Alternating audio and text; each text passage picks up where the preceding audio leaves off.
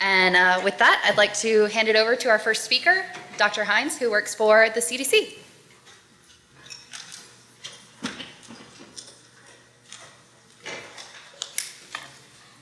Thank you. And I just want to say before I begin, I'm going to put out this disclaimer. I do not have a Vanderbilt connection, but despite this deficiency that I have, that I really want to thank the committee as well as the organizers for still inviting me. But I'm going to go over with you my journey that I've taken to become a microbiologist at the Centers for Disease Control and Prevention, and some of the lessons that I've learned as I've gone along the way. So I'll start off by saying that I've always had a love of science, and I've always had it since I was a child. And my parents kind of recognized that early, and they nurtured it. So my parents ended up being my first mentors, and they taught me my first life lesson in that I needed to follow my curiosity.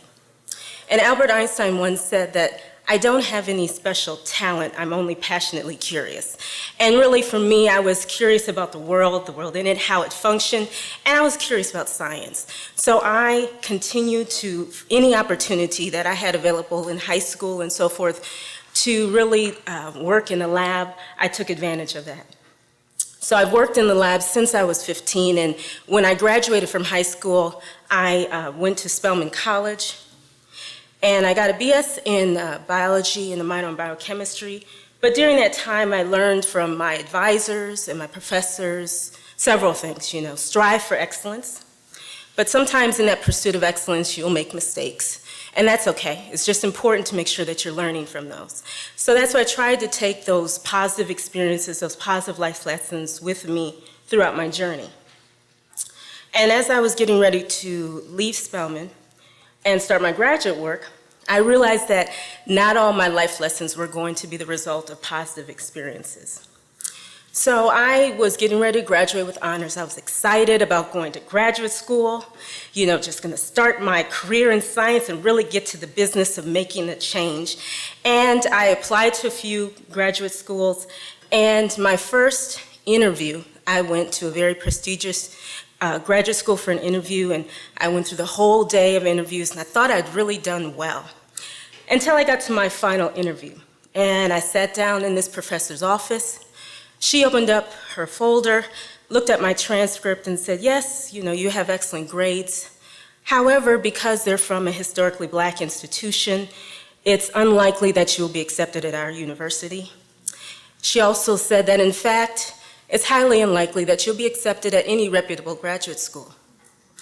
So, once I got over that shock, I said to myself, well, your program really wasn't my first choice.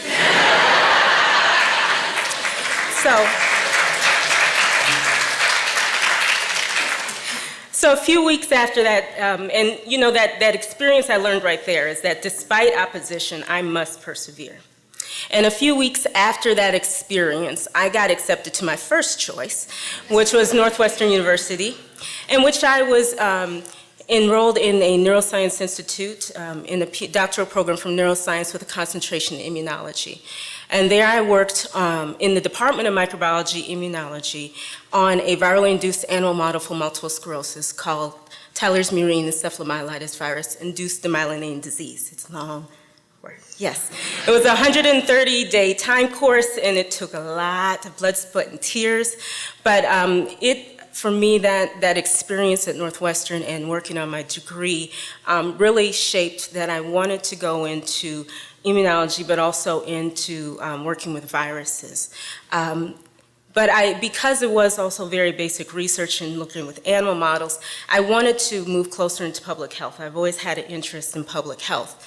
So I seized on the opportunity that was presented to me by a new postdoctoral fellow in that program in our laboratory.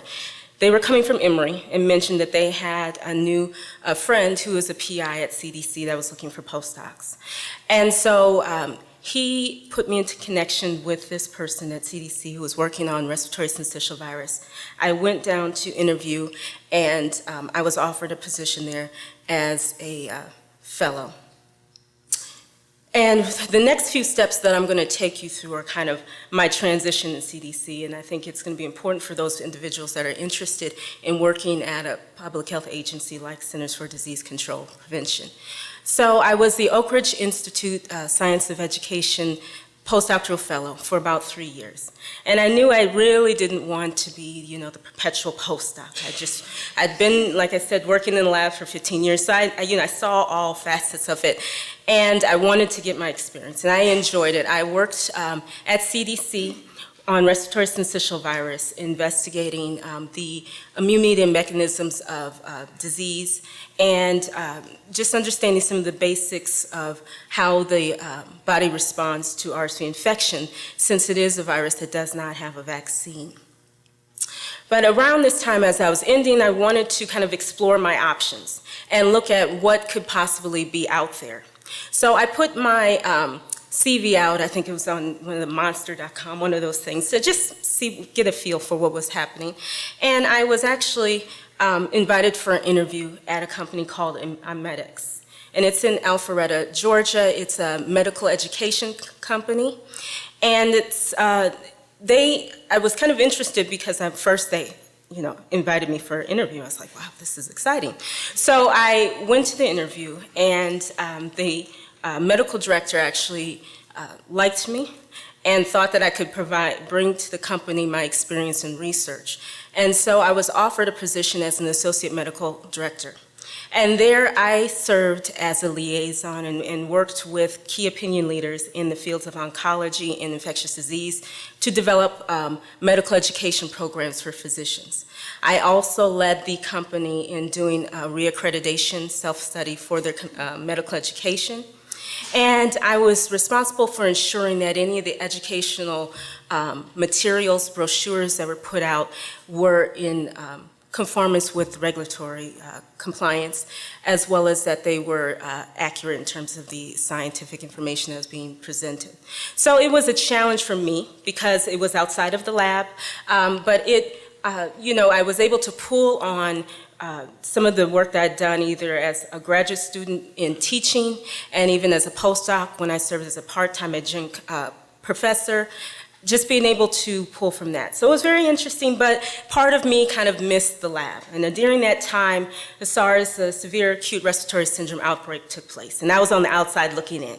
And I wanted to know what was going on at CDC.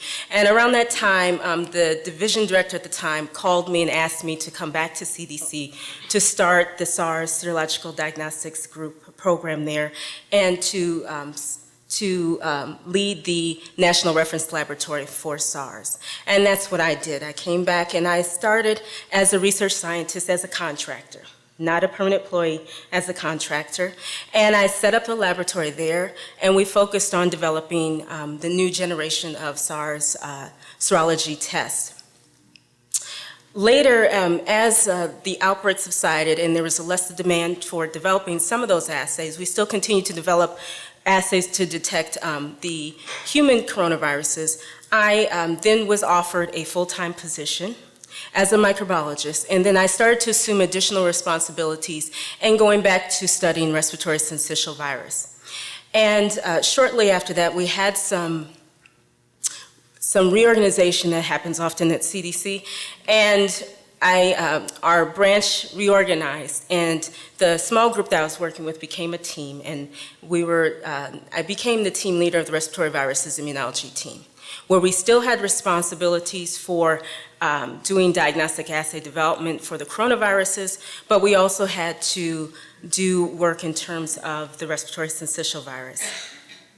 Some of my responsibilities included not only directing the preclinical studies, I was also involved with collaborating with industry and with academia in doing some research studies in terms of RSV, looking at new treatment and vaccine strategies. Some of the work that was done led to development of a patent, as well as it also led to some unique opportunities for us to move forward the field in terms of looking at treatment options for RSV.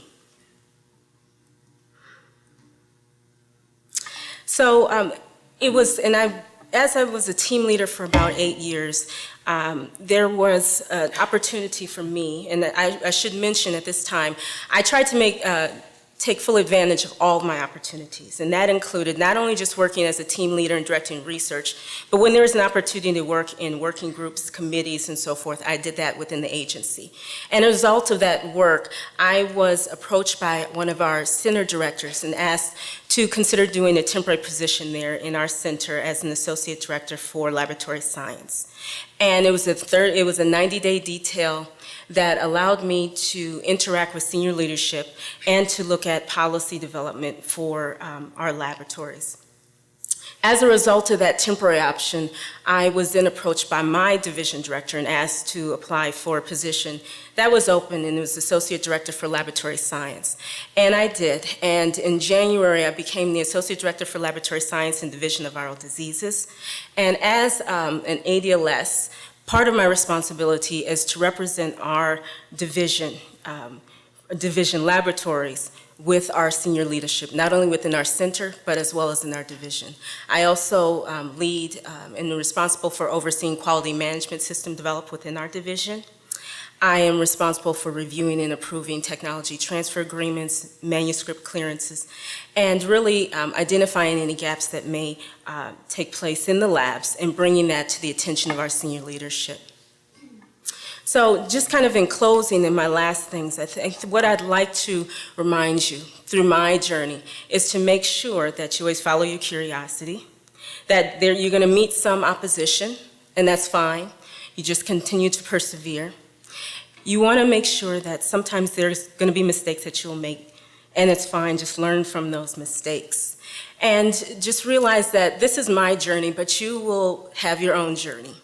And don't compare your journey to anybody else's. Take advantage of all the opportunities that you have and make the most of them.